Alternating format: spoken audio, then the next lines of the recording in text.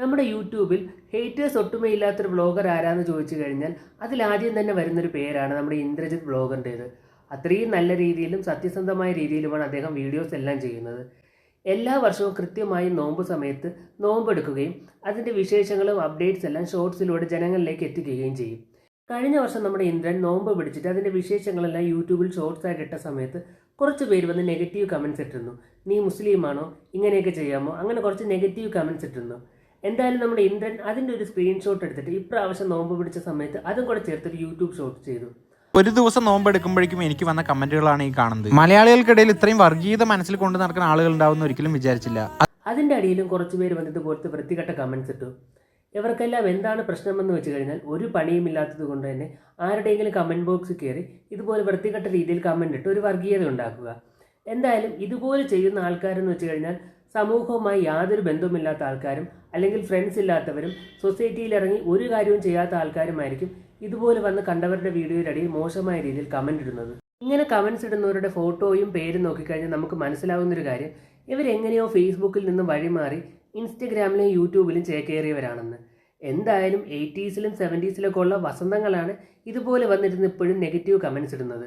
ഇപ്പം നിങ്ങൾ വിചാരിക്കും ഈ കമൻസ് ഇടുന്ന എല്ലാവരും പ്രായമായവരും വയസ്സായവരുമാണെന്ന്. എന്നാൽ അങ്ങനെയല്ല, ഈ കൂട്ടത്തിൽ യങ്സ്റ്റേഴ്സും ഉണ്ട്. ഇവർക്കെല്ലാം എങ്ങനെയാണ് ഇത്തരത്തിലുള്ള വർഗീയത പറയാൻ പറ്റുന്നതെന്ന് വെച്ച് കഴിഞ്ഞാൽ ചിലപ്പോൾ വീട്ടിൽ നിന്ന് പഠിക്കുന്നതായിരിക്കും, അല്ലെങ്കിൽ ഇവർക്ക് ഫ്രണ്ട്സുമായിട്ട് യാതൊരു ബന്ധവും കാണത്തില്ല, സൊസൈറ്റിയിൽ ഇറങ്ങി ഒന്നും തന്നെ ചെയ്യുന്നില്ലായിരിക്കും. സൊസൈറ്റിയുമായി യാതൊരു ബന്ധമില്ലാതെ ഡിപ്രഷൻ അടിച്ച് ഫ്രസ്ട്രേഷൻ ആയിരിക്കുന്ന ചില ആളുകൾ അവരുടെ ഫ്രസ്ട്രേഷൻ മാറ്റാൻ വേണ്ടി ഇതുപോലെ ആരുടെയെങ്കിലും കമൻറ്റ് ബോക്സിൽ പോയി വർഗീയത പ്രസംഗിക്കും. എന്തായാലും ഇനി വരുന്ന ജനറേഷനെങ്കിലും ഇതുപോലത്തെ വർഗീയത ചിന്താഗതിയിൽ നിന്ന് മാറി നിൽക്കേണ്ടതാണ്. മുസ്ലിം അല്ലാത്തൊരാൾ നോമ്പ് പിടിച്ചു കഴിഞ്ഞാൽ എന്തെങ്കിലും പ്രശ്നമുണ്ടോ? ഒരു പ്രശ്നവുമില്ല. ഇപ്പോൾ സ്കൂളിൽ പഠിക്കുന്ന കൊച്ചു കുട്ടികളൊക്കെ ആണെങ്കിൽ കൂടെ ഇരിക്കുന്ന കൂട്ടുകാരനോ കൂട്ടുകാരിയോ നോമ്പ് പിടിക്കുന്ന കണ്ടു കഴിഞ്ഞാൽ അതൊരു കൗതുകത്തിൻ്റെ പേരിൽ വീട്ടിൽ വന്ന് പറയും, പിറ്റേ ദിവസം എനിക്കും ചോറ് വേണ്ട, എൻ്റെ കൂട്ടുകാരൻ അല്ലെങ്കിൽ കൂട്ടുകാർ നോമ്പ് പിടിക്കുന്നുണ്ട്, അവരുടെ കൂട്ടത്തിൽ ഞാനും ആഹാരം കഴിക്കാതിരിക്കും. അതൊരു രസമായിട്ടും അല്ലെങ്കിൽ ഒരു ഫ്രണ്ട്ഷിപ്പിൻ്റെ പേരിലും ആ കൊച്ചു കുട്ടികൾ ചെയ്യുന്നതാണ്.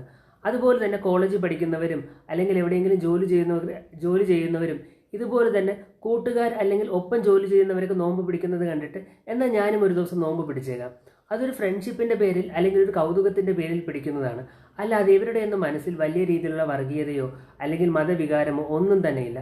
പക്ഷേ ഇതൊക്കെ കാണുകയും കേൾക്കുകയും ചെയ്യുന്നവരുടെ മനസ്സിലാണ് ഇത്രയും വലിയ രീതിയിലുള്ള വർഗീയതയും ദുഷിച്ച ചിന്തകളും. എന്തായാലും ഇനിയെങ്കിലും ഇതുപോലത്തെ ചിന്തകളൊക്കെ മാറ്റിവെച്ചില്ലെങ്കിൽ സ്വയം തന്നെ മോശക്കാരാവേണ്ടി വരും. നമ്മുടെ നാട്ടിൽ മുസ്ലിം അല്ലാത്തൊരാൾ നോമ്പ് പിടിച്ചു കഴിഞ്ഞാൽ അതിനെ വർഗീയത ഉണർത്തുന്ന രീതിയിൽ പറയുകയും നെഗറ്റീവ് കമൻസ് ഇടുകയും ചെയ്യുന്ന ഒരുപാട് ജന്തുക്കൾ നമ്മുടെ നാട്ടിൽ തന്നെയുണ്ട്. ഇവരുടെ ഒരിക്കലും വർക്കിയാത്ത പേട്ട തലയിലേക്ക് വേണ്ടി ഒരു കാര്യം പറഞ്ഞു തരാം. ഇപ്പോൾ ഒരു സ്കൂളിൽ പഠിക്കുന്ന കുട്ടി ശബരിമലയ്ക്ക് പോകാൻ വേണ്ടി മാലയിട്ട് വ്രതം എടുത്തു കഴിഞ്ഞാൽ അവൻ അന്ന് തൊട്ട് വെജിറ്റേറിയൻ ആയിരിക്കും. അതുകൊണ്ട് തന്നെ സ്കൂളിൽ പോകുന്ന സമയത്ത് ഒരേ ബെഞ്ചിലിരിക്കുന്ന മറ്റു കുട്ടികൾക്കും ഈ ഒരു സംഭവം കാണുന്ന സമയത്ത് അത് മുസ്ലിം ആയാലും ക്രിസ്ത്യൻ ആയാലും സ്വാഭാവികമായിട്ടും വീട്ടിൽ പോയി പറയും, അമ്മ എൻ്റെ കൂട്ടുകാരൻ ശബരിമലയ്ക്ക് പോകാൻ വേണ്ടി വ്രതം എടുത്തിരിക്കുകയാണ്, അതുകൊണ്ട് എനിക്കും നാളെ തൊട്ട് വെജിറ്റേറിയൻ ഫുഡ് മതി, ഞാൻ എൻ്റെ കൂട്ടുകാരൻ്റെ കൂടെ ഇരുന്നാണ് ആഹാരം കഴിക്കുന്നത്. ഇതെല്ലാ കുട്ടികളും ചെയ്യുന്നതാണ്. ഇത് എല്ലാ കാലത്തും എല്ലാ സ്കൂളിൽ പഠിക്കുന്നതും അല്ലെങ്കിൽ കോളേജിൽ പഠിക്കുന്നതും അല്ലെങ്കിൽ ഓഫീസിൽ വർക്ക് ചെയ്യുന്നവരുമായ ഒരുവിധപ്പെട്ട എല്ലാവരും ചെയ്യുന്നൊരു കാര്യമാണ്. അത് ഈ വീട്ടിലിരിക്കുന്നവർക്കും ഒരു പണിയില്ലാതെ നാട്ടിൽ കുത്തിയിരിക്കുന്ന ആളുകൾക്ക് പറഞ്ഞാൽ മനസ്സിലാവത്തില്ല. അതുകൊണ്ട് നിങ്ങളെപ്പോലുള്ള ആളുകൾ എന്നും ഈ വർഗീയത പറഞ്ഞുകൊണ്ടിരിക്കും. സ്കൂളിൽ പഠിക്കുന്ന കുട്ടി അല്ലെങ്കിൽ കോളേജിൽ പഠിക്കുന്ന കുട്ടി ഇപ്പോൾ ഓഫീസിൽ വർക്ക് ചെയ്യുന്ന ഒരു വ്യക്തികളെ സംബന്ധിച്ച് അവർക്ക് ഈ ജാതിയും മതമൊന്നും അത്ര വലിയ കാര്യമുള്ള സംഭവമല്ല. കാരണം അവരെപ്പോഴും നോക്കുന്നത് ഒപ്പം വർക്ക് ചെയ്യുന്നവരും അല്ലെങ്കിൽ ഒപ്പം പഠിക്കുന്നവരെയൊക്കെയാണ്. അല്ലാതെ ഒരു പണിയുമില്ലാതെ ഇങ്ങനെ കുത്തിയിരുന്ന് എന്തെങ്കിലും നെഗറ്റീവ് പറയുന്നവർക്ക് ഇതൊന്നും പറഞ്ഞാൽ മനസ്സിലാവത്തില്ല. ജാതിയും മതവും പറഞ്ഞ് വർഗീയത ഉണർത്തിക്കൊണ്ട് അതിൽ നിന്ന് ലാഭം കൊയ്യാൻ നടക്കുന്ന ഒരുപാട് വ്യക്തികൾ നമ്മുടെ നാട്ടിൽ തന്നെയുണ്ട്. നമ്മുടെ നാട്ടിലെ പൊളിറ്റീഷ്യൻസ്, അതുപോലെ പാട്ടുകാരൻ വേടൻ്റെ കാര്യം നോക്കിക്കഴിഞ്ഞാൽ എല്ലാ വേദിയിലും ചെല്ലുന്ന സമയത്ത് അദ്ദേഹം ഒരുപോലെ പറയുന്നൊരു കാര്യമാണ് ജാതിയും നിറവും. എന്തായാലും നമ്മളെല്ലാവരും ഇനിയും ശ്രദ്ധിക്കേണ്ട ഒരു കാര്യമുണ്ട്. നമ്മുടെ നാട്ടിൽ ഒരു ഷെഡ്യൂൾഡ് കാസ്റ്റ് അല്ലെങ്കിൽ ഒരു ബാക്ക്വേർഡ് കമ്മ്യൂണിറ്റിയിലുള്ള ഒരു വ്യക്തികൾക്കും ഇപ്പം നമ്മുടെ നാട്ടിൽ ഒരു പരിഗണനയും ഇല്ല എന്ന് പറയുന്നത് വെറും പച്ചയായ നുണയാണ്. കാരണം ഏത് പരീക്ഷ എടുത്ത് നോക്കിക്കഴിഞ്ഞാലും ഇപ്പോൾ ഒരു സ്കൂൾ അഡ്മിഷൻ ആയാലും കോളേജ് അഡ്മിഷൻ ആയാലും PSC എക്സാമിൽ വരെ ഷെഡ്യൂൾഡ് കാസ്റ്റ് അല്ലെങ്കിൽ ബാക്ക്വേർഡ് കമ്മ്യൂണിറ്റിക്ക് നല്ല രീതിയിലുള്ള മുൻഗണനയാണ് കൊടുക്കുന്നത്. ഈ ഷെഡ്യൂൾഡ് കാസ്റ്റ് അല്ലെങ്കിൽ ബാക്ക്വേർഡ് കമ്മ്യൂണിറ്റീസിലുള്ള കുട്ടികൾക്കാണ് ഇതിനെല്ലാം കൂടുതൽ അവസരങ്ങളും കിട്ടുന്നത്.